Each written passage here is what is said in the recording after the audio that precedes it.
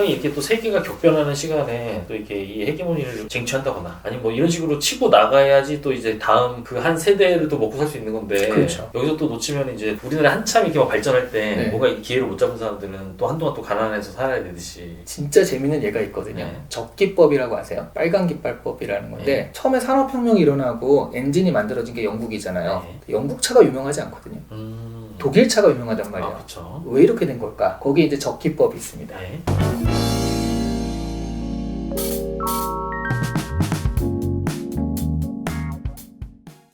실제로 처음에 엔진도 만들고 그랬으니까 당연히 영국에서 자동차가 발달을 해요. 그때 마부협회에서 마차 한참 쓰는데 저것들이 이제 이 마차를 위협할 것 같은 거예요. 그러니까 국회에 막 로비를 해가지고요. 새로운 적기법, 규제법을 만들었는데 자동차가 갈 때는요. 운전사가 있어야 되고 옆에 보조에 사람이 있어야 되고요. 또 하나는 빨간 깃발을 들고 앞에서 가는 사람이 있어야 돼요. 자동차는 그 빨간 깃발만 따라갈 수 있어요. 그러면 자동차 하나 운영하는데 사람이 3명 필요하고요. 그리고 사람 속도로 가는 거예요. 빨간 깃발을 따라가야 되니까. 그 마차보다도 느리고 돈은 많이 들고. 그러니까 당연히 안 쓰게 되죠. 그래서 이 산업이 후퇴하고 그게 독일로 가서 독일이 성공한 거예요. 이게 어떤 현재 기존까지 있었던 산업의 보호냐, 네. 아니 또 다른 세상으로 이게 한번 또 이제 어떤 변모를 꾀해야 될 때냐 해서 나라가 이 중심 잘못 잡으면은 그렇죠. 갈 수 있다는 네. 걸 단적으로 보여준 예잖아요. 그렇죠. 게다가 우리나라는 늦었거든요. 사실 네이버라든가 카카오가 우리 이제 하반기에 뭘 하겠다라고 하지만 이미 늦은 상태고요. 그리고 진짜 저희가 생각하는 문제는 이들의 경쟁력을 얘기할 때 한국어에 특화되는 걸 만들 것이다 이렇게 얘기하거든요. 전 이게 좀 불만이에요. 처음부터 한국만 바라보고 이렇게 한다면 실제로 한국 시장을 먹을 수도 있을 거예요. 왜냐하면 뻔하게 그 지배적 플랫폼들이니까. 근데 그래서 과연 또 세계적인 경쟁력이라든가 이런 게 나올 수 있을까? 그럼 내수 기업이거든요. 어차피 지금 뭔가 처음에 세팅하고 시작할 때는 처음부터 글로벌을 좀 지향하면 처음엔 좀 쫄리겠지만 그 자본도 있고 그러니까 이렇게 해서 하다가 또 어떤 글로벌로 갈 수 있는 그런 게 좀 생기면 좋지 않을까 하는 생각을 하는데 언제까지나 계속 한국형 해가지고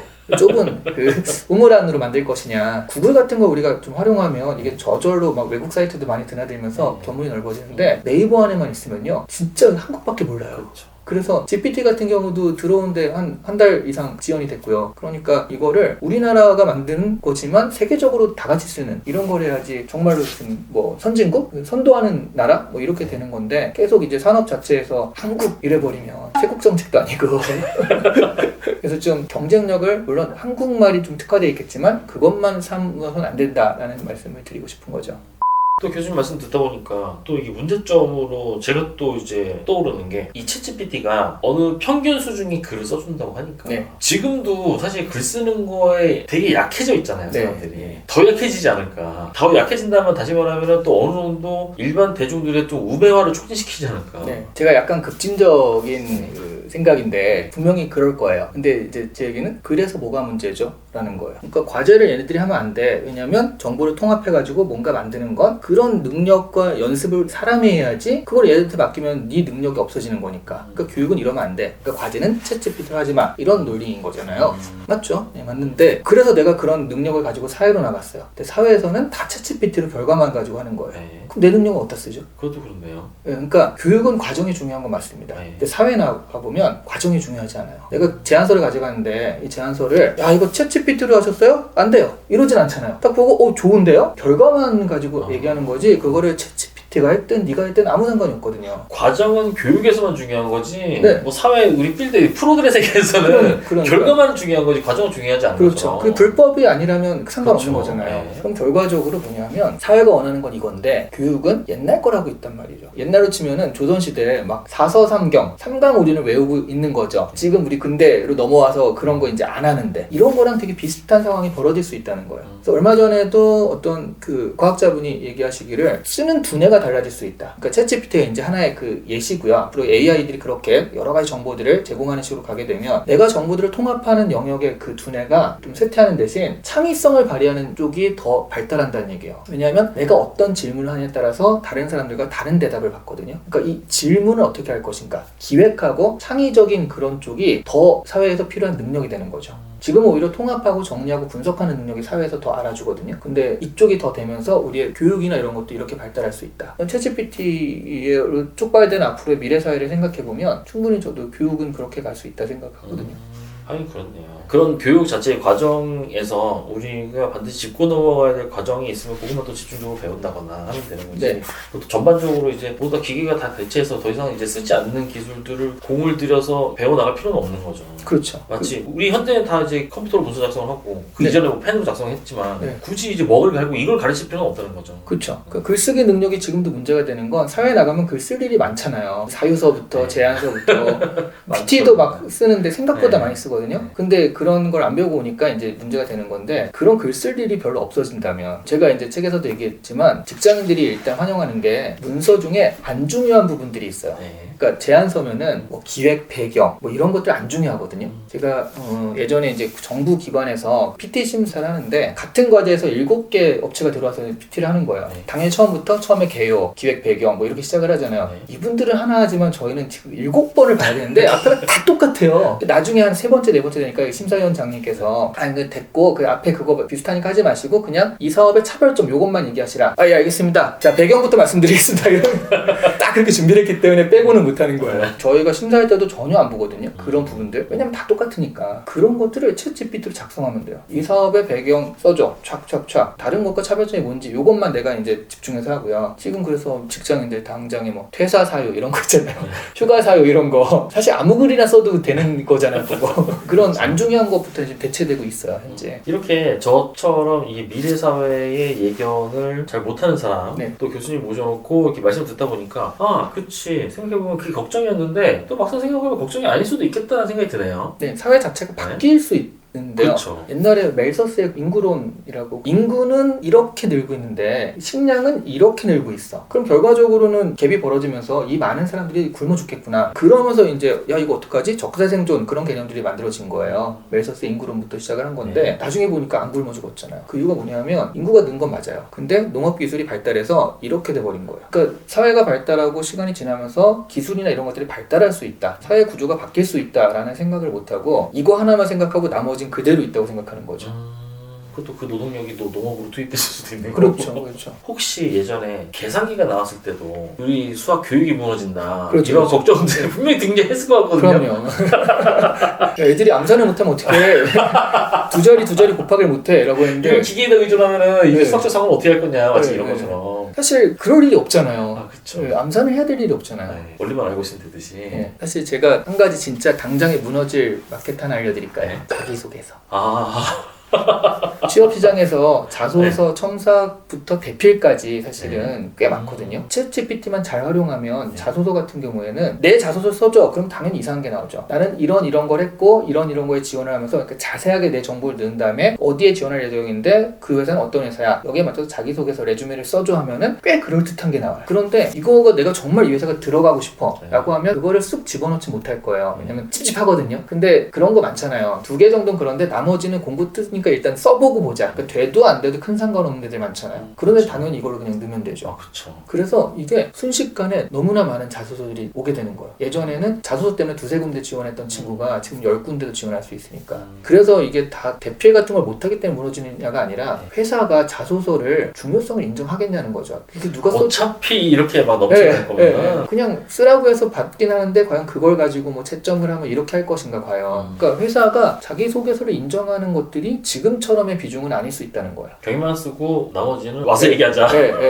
그래서 스펙 보니까 대충 우리한테 비슷한 교육을 받았고 그럼 와서 면접해서 이 사람을 체크해보는 거 그런 식으로 갈 가능성이 많죠. 하긴 또 그런 직업이 나올 수도 있겠네요. 챗GPT 기능 1급. 마치 우리 검색도 뭐 그런 자격증 있잖아요. 맞아요. 그런 것처럼 네. 얼마나 적절하게 기계한테 일을 시킬 것인가, 네. AI에게 일을 시킬 것인가. 나와 있습니다. 그게 이제 프롬프트 엔지니어링이라고 해요. 그러니까 내가 얼마나 좋은 질문을 통해서 좋은 답을 얻어낼 것인가. 네. 아, 옛날 도스 시절에 쓰던 단어가 2023년에 다시 듣게 될 줄은 몰랐네요. 그렇죠. 그러면 사실 또 이 채널의 시청자가 또 이제 30대, 40대 분들이 많으시니까 네네. 그럼 이런 빠르게 변해가는 세상 속에서 나는 이미 늦었지만 네.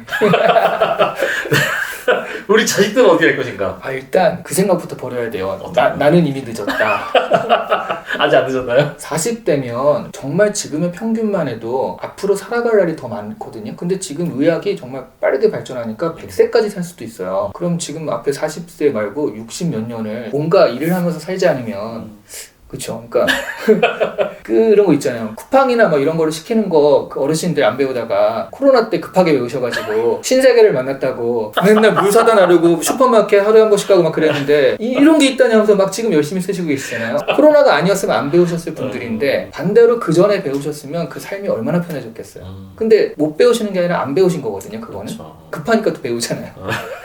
근데 이건 어렵지도 않아요. 챗GPT를 쓰는 것 자체는 어렵지도 않은데 그걸 활용하는 거기 때문에 그 활용하는 거는 사실은 자신이 그동안 해왔던 전문 분야에서 어떻게 활용할 것인가는 자신이 제일 잘 알아요. 그러니까 사실은 이거를 도구로서 채택을 해가지고 바로 나도 뭘 쓸 수 있겠다 하셔야지 나는 글렀어. 그러니까 우리 자녀들만이라도 했으면 좋겠어. 라기보다는 그래서 플래닝 같은 경우에는 기획 능력이죠. 플랜은 세부적인 어떤 걸 짜는 거라면 플래닝은 큰 방향성을 짜는 거거든요. 세부적인 건 GPT가 해줄 거예요. 그럼 난 큰 방향성을 짠 다음에 이런 걸 제시하든가 한 다음에 세부적인 건 짜봐. 그래서 그런 것들을 내가 검증한다든가 하는 식으로 어떤 일을 해나가면 좋은데 플래닝 능력은 없고 플랜 능력만 있으신 분들이 있거든요. 그럼 이건 의식적으로라도 훈련해서 전환을 해야 된다는 거죠. 플래닝으로 네. 기획자가 돼야 된다는 거죠. 그렇죠. 그러니까 실무자 열심히 주어지게 성실하게 하는 거 이런 거는 안 돼요. 성실하게는 GPT가 더 잘하는 데다가 야근도 아무 말 없이 하고요. 24시간 풀가도 가능하고. 더 중요한 건 쉬워 하면서 바로 그거 찾았어요. 쉬워 하면서 바로 내주고 그러니까 사실은 성실한 거는 경쟁력이 아닙니다. 앞으로. 뭐 다 말씀드리긴 좀 힘들지만 그럴듯함의 오류 같은 것이 있죠. 이렇게 검색 결과가 쭉 나오면 내가 판단할 수 있잖아요. 다 나쁘다고 하는데 여기만 좋다고 해? 야 이건 약간 이런 식으로 판단할 수 있잖아요. 근데 얘는 답을 주거든요. 근데 그게 그럴듯하단 말이에요. 그럼 그냥 무조건 믿는 거죠. 근데 이 인공지능이 정말 뭐 98% 맞는 얘기를 했지만 2%좀 틀린 얘기를 했을 때도 98%에 그게 묻혀가지고 그 2%의 잘못된 것들이 나한테 들어올 수 있다. 그래서 이 검증하는 사람이 필요한 거예요. 적어도 이 분야에 대해서는 얘보다 많이 알아가지고 그건 이상해라고 말해줄 수 있는 사람. 그 다음에 메이커 퀘스천, 질문하는 능력. 질문력 같은 경우에는 구체적인 질문일수록 나한테 굉장히 유리합니다. 근데 질문을 할 때 구체적이라는 얘기는 무슨 뜻인지 아세요? 내가 그거에 대해서 잘 알고 있다는 아 역시 질문 많이 하시니까 내가 모르면 질문도 못해요.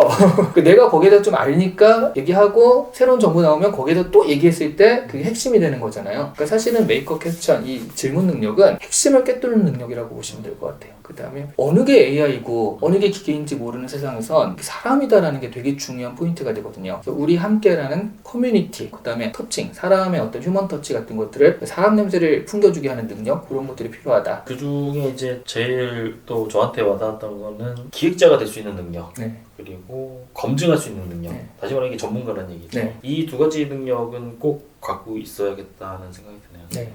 제가 말씀드리고 싶은 건 이거예요. 원피스의 루피의 명대사죠. 너 나의 동료가 되라. 그러니까 챗 GPT가 나오면서 이제 적대적인 반응을 보이시는 분이나 일자리 대체될 거야 하시는 분이나 다 이제 이게 나의 적이구나 생각을 하시거든요. 근데 제가 작가의 탄생이냐 죽음이냐라고 얘기했을 때도 죽음이 아니라 탄생일 수 있다 라고 얘기한 것처럼 내가 잘 활용하면 진짜 내 일을 완벽하게 거들어주는 동료가 될 수 있어요. 근데 그거를 나 쟤 보기도 싫어 라고 해버리면 이게 어느 면에서 어떻게 될지 전혀 기회가 없는 거잖아요. 그렇죠. 그런 걸 좀 보시고 책도 좀 보시고 약간 보시면서 이런 부분들을 어떻게 내가 잘 내 일에서 활용할 것인가 이렇게 하시면 여러분이 지금 하는 일들의 생산성이 확 높아집니다.